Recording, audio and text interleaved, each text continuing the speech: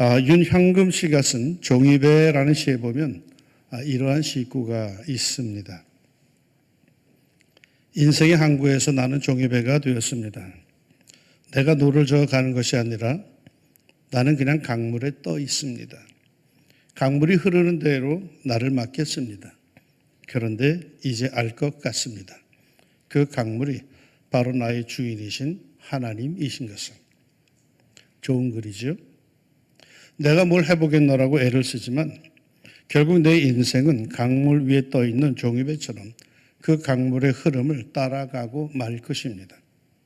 그러나 분명한 것은 그 강물은 바로 나를 사랑하시는 하나님이시란 사실. 생각도 계획도 없이 그저 될 대로 되라는 식으로 마구잡이식으로 흘러가는 부평초 같은 인생이 아니라 분명한 계획, 분명한 선한 목적을 향해 이끌어 가시는 하나님의 은혜의 강물이라는 사실. 우리가 알거니와 하나님을 사랑하는 자, 곧 그의 뜻대로 부르심을 입은 자들에게는 모든 것이 합력하여 선을 이루느니라. 나는 이것을 분명히 믿습니다. 그러니 너무 초조해하지 말고 거대한 흐름에 자신의 삶을 맡깁시다. 뭔가 하나님의 거대함이 나를 이끌고 계심을 믿고 그분의 인도하심을 소망을 안고 따라갑시다. 이러한 사람들이 부를 수 있는 찬송이 있죠. 아시는 분들은 함께 합시다. 내 주여 뜻대로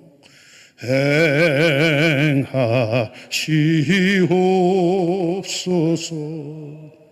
내 모든 일들을 다 주께 맡기고 저 천성 향하여 고요히 가리니 살든지 죽든지 뜻대로 하소서.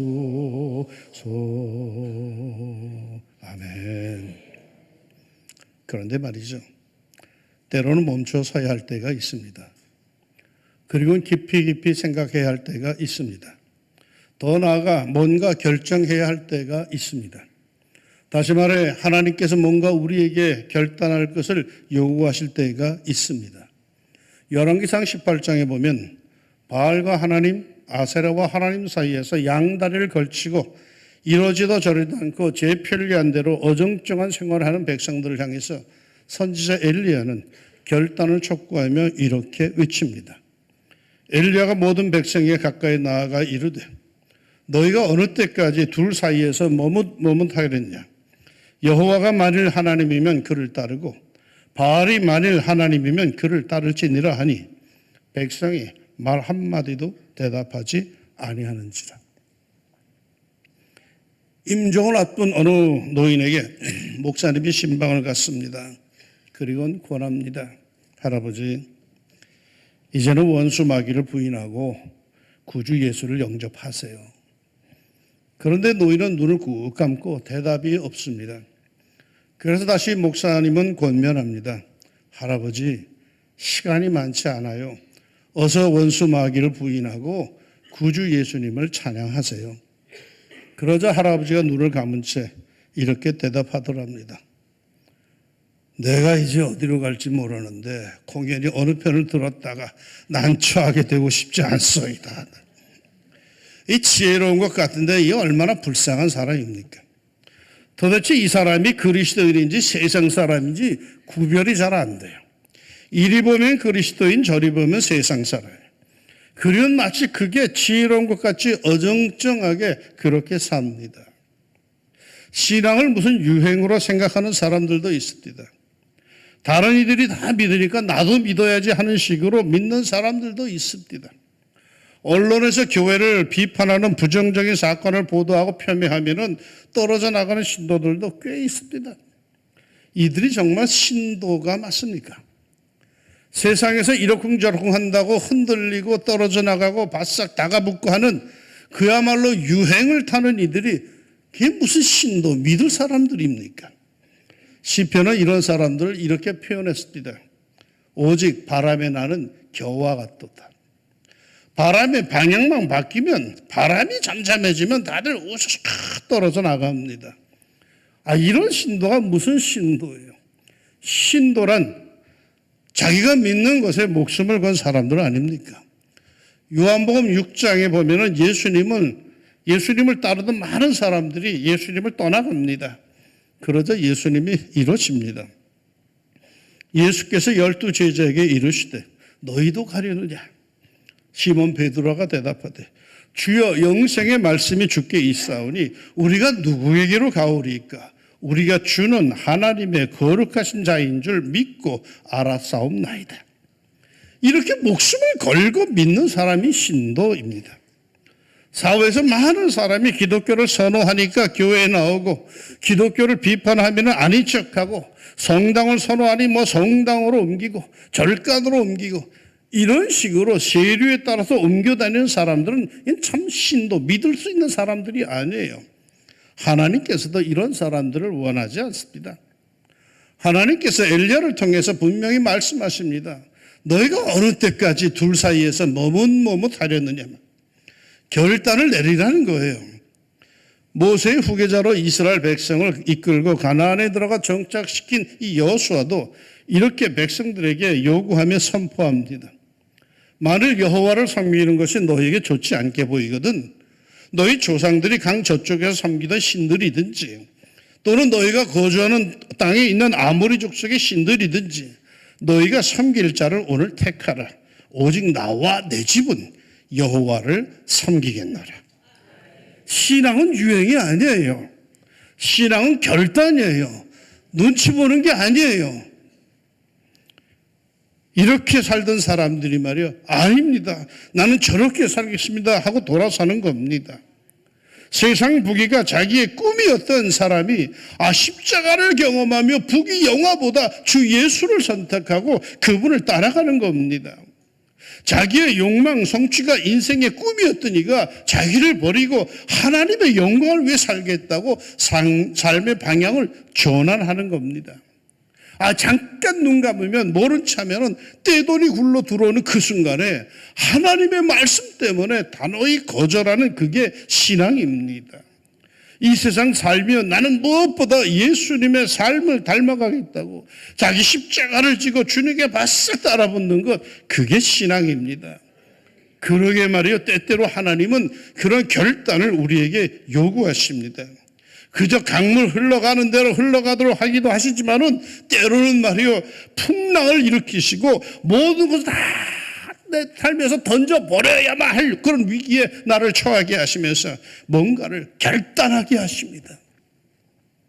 그런데 놀라운 것은 결단하는 사람들을 향한 하나님의 엄청난 사랑이 있다는 겁니다. 히스기야, 하나님은 나의 힘이다 라는 뜻을 가진 히브리어 이름입니다. 이 히스기야 왕은 남왕국 유다의 통치자였습니다. 이미 그때는 북왕국의 그 10지파로 구성된 이스라엘 왕국이 주전 722년에 아수르에 멸망을 당한 이후입니다. 북왕국 이스라엘의 10지파는 아수르에 멸망한 이후에 세계로 다 뿔뿔이 흩어지고 말았습니다. 아예 사라진 거예요. 흡수된 거예요. 이스라엘 신앙 공동체로서는 생명을 잃고 말았죠. 거룩함도 이미 잃어버렸고 성별됨도 이미 상실한 거죠. 반면에 남왕국 유다는 잇따른 악한 통치자들, 우상 숭배를 극렬히 했던 통치자들로 인해서 나라의 꼴이 말이 아니었습니다. 거룩한 성전 안에 우상 숭배를 향한 제단들이 널려 있었고 나라 곳곳에 그런 제단, 산당들이 아주 절비하였습니다. 히스기야는 왕위에 오른 이후에 이를 몹시 아파했습니다. 그라여 때가 이르자 대대적인 종교개혁, 영적 청결 작업을 거국적으로 시작합니다. 그 중에 하나가 예루살렘 성전 청결 작업과 유월적 의식 회복입니다. 유월절, 하나님께서 이스라엘 백성을 애굽에서 건져주신 축복의 그날, 그 놀라운 해방의 즐거움이 가득한 축제. 이 6월절로 이스라엘은 한 해가 시작됩니다. 그런데 그들은 이 6월절의 축제를 제대로 지키지를 못했습니다.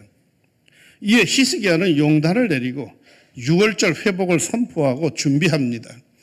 그것도 자기들 남쪽 왕국 두 지파만 지킬 것이 아니라 이미 망해버린, 그러나 흩어져서 연약하게 살아가고 있는 북의 10지파 남은 자들도 함께 참여할 6월절을 준비합니다. 그것이 오늘 본문입니다. 13절에 둘째 달에라고 하였는데 첫째 달에 지켜야 하는 것이 정상인데 성결 작업이 덜 되었을 경우에 둘째 달에 지키는 경우도 전에 있었기에 둘째 달에 6월절을 시작합니다. 전국에서 엄청난 사람들이 모여들었습니다. 실로 주전 930년에 나라가 남과 북으로 갈라진 이후 200년을 훌쩍 지나간 이후 처음으로 전 지파가 함께 참여하는 거국적인 민족적인 6월절 축제였습니다. 이 민족적인 축제가 시작됨에 있어서 그들이 제일 먼저 한 일은 뭘까요? 14절에 무리가 일어나 예루살렘의 제단과 향단들을 모두 제거하여 기드론 시내에 던지고, 예루살렘 안에 있는 우상을 향한 제단들과 향단들을 모두 제거하여 기드론 시내에 던져버렸다는 거죠. 예루살렘 안에 있어서는 안 될 우상 숭배와의 요인들을 철저히 다 철거하여 제거하여 버렸다는 거죠. 그리고 15절 16절에 보면 제사장과 레위 사람들이 제대로 성결하게 살지 못했기에 그들을 위해서 별도로 6월절 양을 잡아 그 피를 뿌림으로써 그들의 죄를 사하였다라고 합니다. 주의 종은 죄가 없을까요? 천주교에서 가르치듯이 교황은 흠이 없을까요? 천만의 말씀이죠. 주의 종도 부끄러움이 있습니다. 허물이 있습니다. 그러기에 교회는 이를 위해서 6월절 양을 잡아 그 허물을 씻어주듯이 그렇게 그들을 위해서, 주의 종들을 위해서 기도하고 도와주어야 합니다. 아멘이 별로 없지만 그렇게 해야 됩니다. 히스기야를 비롯하여서 모든 백성이 자기들의 제사장 레위 사람들을 위해서 6월절 양을 잡아서 그 피로 그들의 죄를 말끔히 씻었습니다. 그런데 문제가 생겼어요. 제사장과 레위 사람들은 해결이 됐는데 일반 백성들이 문제였습니다. 17절 회중 가운데 많은 사람이 자신들을 성결하게 하지 못하였으므로 레위 사람들이 모든 부정한 사람을 위하여 6월절 양을 잡아 그들로 여호와 앞에서 성결하게 하였으나 에브라임과 므낫세와 이사갈과 스불론의 많은 무리는 자기들을 깨끗하게 하지 아니하고 6월절 양을 보고 거룩한 기록한 규례를 어긴지라. 최소한 200년 넘도록 말이요 6월절을 지켜본 적이 없는 사람들이에요. 다시 말해서 그냥 제멋에 겨워서 제멋대로 살던 사람들입니다. 하나님도 거룩함도 잊어버리고 세상에서 사는 것에 바빠서 다 잊어버리고 살던 사람들입니다. 그러니 그들은 오죽이나 세속에 물들어 있었겠습니까? 어느 목사님 친구가 교회에 처음으로 나왔습니다. 전도하도 전도 안 나오던 친구가 드디어 그 친구가 교회에 처음 나왔어요. 나온 모양새가 목사님 마음에 들질 않아요. 요 윗주머니에 담뱃값을 그대로 꽂고 나왔어요. 그러나 교회에 나온 것만으로도 신통해서 아무 말도 안 했어요. 예배를 드리는 거 보니까 한참 시간에 이 친구가 슬그머니 담뱃값을 꺼내가지고 아랫주머니에 쓱 넣습니다. 네가 뭔가 알겠구나. 설교 시간 내내 이 친구가 훌쩍훌쩍합니다. 제법 은혜를 받는 것 같습니다.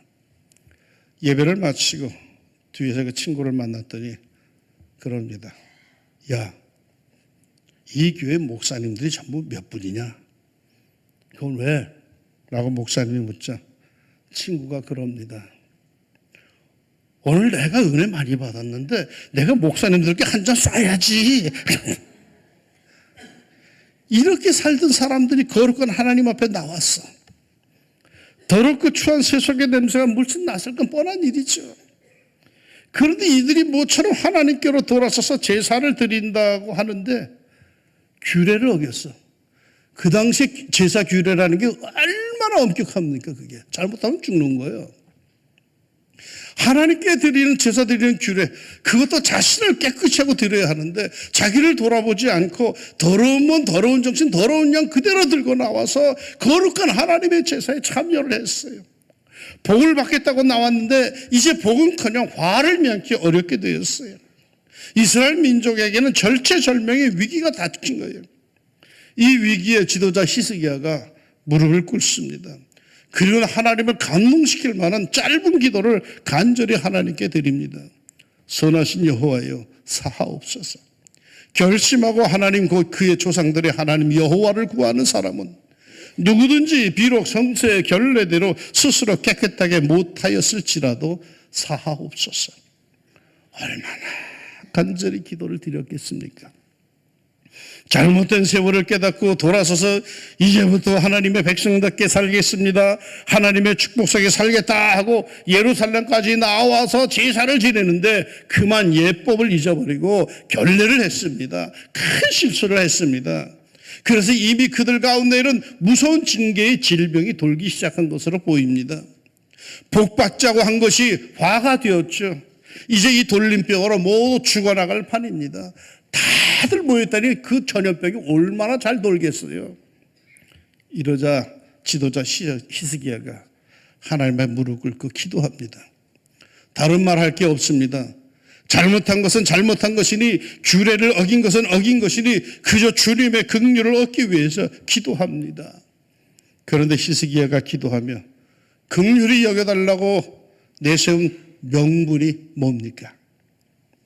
결심하고 하나님 곧 그의 조상들의 하나님 여호와를 구하는 사람은, 결단하고 하나님께로 도와선 사람, 어제까지 세상에서 살다가 하나님의 품으로 돌아서 나온 사람, 그 사람 말이요, 그 결단한 사람을 불쌍히 여기시옵소서. 좀 부족한 것이 있더라도 그를 불쌍히 여기시옵소서. 좀 신앙적으로 부족한 게 많아도 하나님의 거룩함을 손상시킨 그렇다 할지라도 주여 결단하고 돌아선 사람을 불쌍히 여겨 주옵소서. 모르고 한 일이니 주여 불쌍히 여겨 주옵소서. 이 기도에 하나님은 응답하셨습니다. 20절에 여호와께서 히스기야의 기도를 들으시고 백성을 고치셨더라. 여러분, 결단하고 돌아서는 사람에게 하나님의 긍휼이 있습니다. 미적미적하는 사람에게는 모르겠지만 결단하고 이제부터 내가 주님의 뜻대로 살아야지 하고 돌아서는 사람에게는 부족한 게 있더라도, 비록 죄가 있더라도 그를 향해서는 저주와 책망이 아니라 긍휼과 은총이 풍성하십니다. 결단하고 돌아서십시오. 늘 양심의 가책을 느낀다고 선한 거 아니에요. 늘 안에서 갈등이 벌어진다고 그래도 그나마 괜찮은 사람이다 아니에요. 이제는 결단하는 사람이 하나님 앞에 바로 설 수가 있어요. 때때로 어떤 사람들은 핑계를 아주 끊임없이 대죠. 부족한 게 많아서, 모르는 게 많아서. 하나님이 이미 다 아셔요. 내가 부족한 건, 내가 무식한 건, 내가 복잡한 인간이라는 것, 내가 전 이기적인 사람이라는 것 하나님이 이미 다 아셔요. 그럼에도 하나님께서는 결단하기를 원하십니다. 미루고 미루다 보면 어느새 저 앞에 무덤이 보일 겁니다. 그러나 당장에 결단하고 돌아선다면 축복이 보일 겁니다. 요즘 사는 것이 주님이 원하시는 삶이십니까? 요즘 나의 신앙생활 주님이 내게 기대하신 수준입니까? 어떤 사람들을 보면은 교회에 와서 찬양을 하고 기도하고 헌금하고 할 건 다 합니다. 겉으로는 그리스도인이 하는 행동을 다 합니다. 그런데 그 영혼 깊은 데서 주님을 가깝게 체험하지 못하고 자꾸 멀게만 느껴집니다. 그 심령 깊은 데서 주님을 뜨겁게 체험하지 못하고 차게만 느낍니다. 속이 허탈하고 어딘지 모르게 냉랭합니다. 찬바람만 봅니다. 신앙생활에 한낱 종교적 관습이 되어버리고 말았습니다. 그야말로 교회 마당만 밖으로 가는 것뿐이에요. 말씀을 읽어도 와 닿지를 않습니다. 그 말씀들이 세상을 창조한 하나님의 능력들임에도 불구하고 자신에게는 단지 종기에 인쇄된 명조차의 활자일 뿐입니다. 설교를 들어도 감동이 없습니다. 이 설교가 얼마만큼 공들이 뜸을 들이고 정성을 기울여 준비한 생명의 만나요 영생의 길인데 전혀 감동이 없습니다. 찬송을 불러도 기쁨이 없습니다. 찬송의 가사가 얼마나 거룩하고 부르는 곡이 얼마나 신령한 노래인데 전혀 반응이 없습니다. 가슴에 와 닿지 않습니다. 우리 이렇게 신앙생활 해도 되는 겁니까? 세상에서 살다가 최근에 결단하고 우리 교회에 나오기 시작한 어떤 분이 있는데 예배 때마다 울다가 갑니다. 내가 보니까 울다가 언제나 눈물이 하나가득 맺힌답니다. 예배 시간에 결단하고 나온 자신의 영성에 다가오는 하나님의 사랑이 엄청나기에 그럴 겁니다. 품에 안아주시는 하나님을 느끼기에 그럴 겁니다. 사랑하는 여러분, 신앙은 결단입니다. 매 순간순간 자신의 뜻과 하나님 뜻 사이에서 하나님 쪽으로 결단하는 건 그게 신앙입니다. 그에게 은혜와 은총이 넘치도록 있습니다. 매너리즘에 빠져 굳어버린 박제가 된 신앙인이 되지 말고 성령의 역사를 감지하며 눈물로 결단하고 돌아서는 생기 있는 하나님의 자녀가 됩시다.